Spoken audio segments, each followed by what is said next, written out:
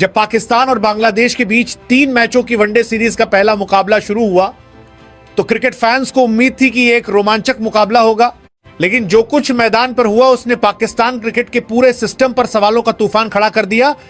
आज के मैच में पाकिस्तान की टीम में 4 खिलाड़ियों ने वनडे डेब्यू किया, जिसमें साहिबजादा फरहान, मुआज सदाकत, शमील हुसैन और अब्दुल समद शामिल थे। और चारों खिलाड़ियों के लिए यह दिन उनके करियर का बड़ा मौका था।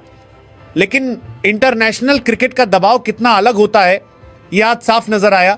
पाकिस्तान की ओपनिंग जोड़ी साहिबजादा फरहान और मुआज सदाकत ने पारी की शुरुआत की और शुरुआती कुछ ओवरों में दोनों बल्लेबाजों ने संभलकर खेलते हुए रन जोड़ने की कोशिश की। ढाका की पिच पर गेंद हल्की स्विंग कर रही थी और बांग्लादेश के तेज गेंदबाज लगातार सही लाइन और लेंथ पर गेंद डाल रहे थे, लेकिन इसके बावजूद दोनों ओपनर्स ने धीरे धीरे स्कोरबोर्ड को आगे बढ़ाया और उनके बीच 41 रनों की साझेदारी बनी, जिसने कुछ समय के लिए पाकिस्तान को उम्मीद दी कि शायद आज टीम एक अच्छा टोटल खड़ा कर पाएगी। साहिबजादा फरहान, जिन्होंने टीबीएस क्रिकेट में अपनी आक्रामक बल्लेबाजी से नाम कमाया है, उन्होंने 38 गेंदों पर 27 रन बनाए, जिसमें 4 खूबसूरत चौके शामिल थे और उनकी बल्लेबाजी देखकर लगा कि वो पारी को आगे बढ़ा सकते हैं। लेकिन इंटरनेशनल क्रिकेट में छोटी सी गलती भी बहुत महंगी पड़ती है और फरहान भी एक गलत शॉट खेल बैठे, जिसके बाद उनका विकेट गिर गया। और यही वो पल था जब पाकिस्तान की बल्लेबाजी का संतुलन बिगड़ना शुरू हुआ। दूसरी तरफ मुआज सदाकत, जिन्होंने 28 गेंदों पर 18 रन बनाए और 3 चौके लगाए, उन्होंने क्रीज पर टिकने की कोशिश जरूर की, लेकिन उनकी बल्लेबाजी में वो आत्मविश्वास नजर नहीं आया जो एक इंटरनेशनल बल्लेबाज में होना चाहिए। और जब वो आउट हुए तो पाकिस्तान की टीम पर दबाव और बढ़ गया। इसके बाद क्रीज पर आए शमील हुसैन, जिनकी सिलेक्शन पहले ही आलोचनाओं के घेरे में थी और कई लोगों का मानना था कि उन्हें इतनी जल्दी टीम में शामिल करना सही फैसला नहीं है, और आज उनका प्रदर्शन भी इन सवालों को और मजबूत करता हुआ नजर आया, क्योंकि वह सिर्फ 7 गेंदों पर 4 रन बनाकर पवेलियन लौट गए और उनकी बल्लेबाजी में ना तो धैर्य नजर आया और ना ही वह तकनीक जो ऐसी पिच पर काम आती है। इसके बाद उम्मीद थी कि टीम के सबसे अनुभवी बल्लेबाजों में से एक मोहम्मद रिजवान पारी को संभालेंगे, क्योंकि रिजवान पाकिस्तान के लिए कई बार मुश्किल हालात में मैच बचा चुके हैं। लेकिन आज उनका बल्ला भी खामोश रहा और वो सिर्फ 20 गेंदों पर 10 रन बनाकर आउट हो गए। रिजवान के आउट होते ही पाकिस्तान की पारी जैसे पूरी तरह बिखरती चली गई, क्योंकि उसके बाद सलमान अली आगा, जो टीबीएस टीम के कप्तान भी हैं और जिनसे काफी उम्मीदें थी, वो भी सिर्फ 8 गेंदों पर 5 रन बनाकर आउट हो गए। और ऐसा लगने लगा कि पाकिस्तान की बल्लेबाजी बांग्लादेशी गेंदबाजों के सामने रेत की दीवार की तरह ढह रही है।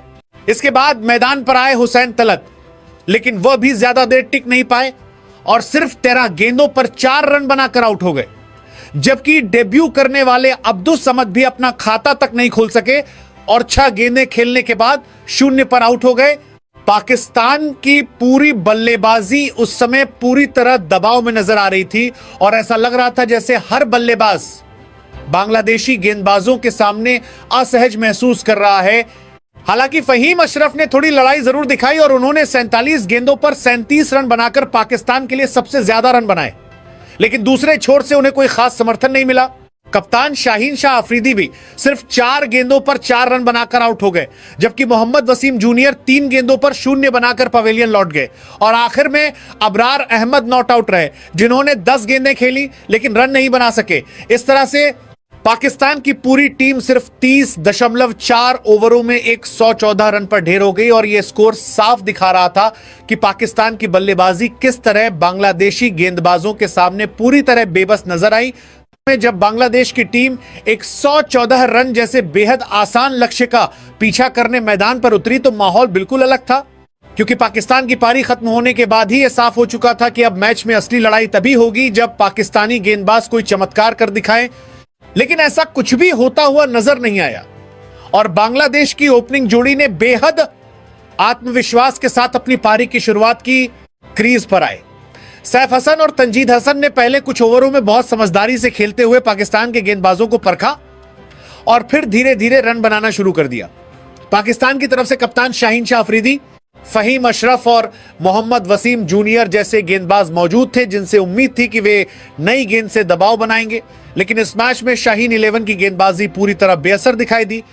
गेंद ना तो स्विंग कर रही थी और ना ही लाइन लेंथ में वो धार दिखाई दे रही थी जिसकी पहचान पाकिस्तान की तेज गेंदबाजी मानी जाती है। यही वजह रही कि बांग्लादेश के ओपनर्स ने बिना किसी घबराहट के अपनी बल्लेबाजी जारी रखी। हालांकि सैफ हसन ज्यादा देर क्रीजर पर टिक नहीं सके और सिर्फ 10 गेंदों पर 4 रन बनाकर आउट हो गए। लेकिन उनके आउट होने के बाद भी बांग्लादेश की पारी पर कोई खास असर नहीं पड़ा, क्योंकि दूसरे छोर पर तंजीद हसन पूरी तरह आत्मविश्वास से भरे हुए थे। उन्होंने शानदार स्ट्रोक प्ले दिखाते हुए पाकिस्तानी गेंदबाजों पर धीरे धीरे दबाव बनाना शुरू कर दिया। कवर ड्राइव, पुल शॉट और गैप में खेली गई उनकी टाइमिंग भरी शॉट्स ये बता रही थी कि पाकिस्तान के गेंदबाजों के पास उन्हें रोकने का कोई खास प्लान नहीं है।